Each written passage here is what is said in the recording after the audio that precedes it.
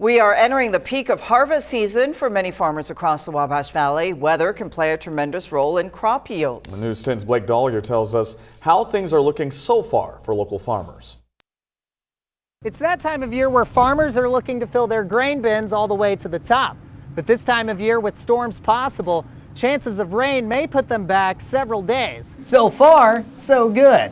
Brad Burbrink of B&Ag Farm says his farm is all systems go. Harvest so far for us in our area has been going pretty well. We've had good weather. This heat's accelerating the crop dry down and mature, so I mean we're progressing quite well. That heat has been here especially this month. Storm Team 10 says temperatures have been well above average for much of October, with the fields drying off and breezy conditions lending a helping hand. But Burbrink says he's not holding his breath. So we feel really well where we're at, but you know that could all change if we get a week or so of wet weather here in October.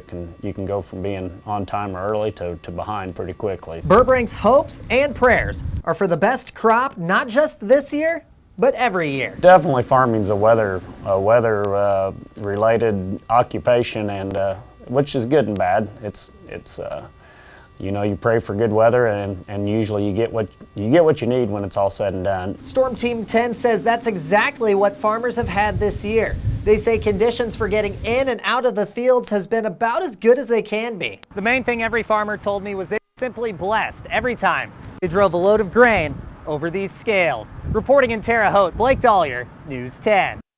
We want to take a look at the latest crop progress reports from the USDA. In the state of Indiana, 26% of the corn crop has been harvested. Soybeans are slightly ahead at 28%. And over in Illinois, 41% of the corn crop has been harvested. 31% of the soybean crop has been harvested. $500,000 will help reduce farm stress for Hoosiers. The Indiana State Department of Agriculture is partnering with the Indiana Rural Health Association and Purdue Extension. They're working to reduce mental health stigma in farm communities. They also want to connect people to stress assistance programs. There will be workshops across the state.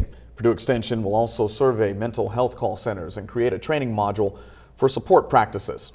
The Ag Department has received $500,000 federal grant to help pay for the initiative.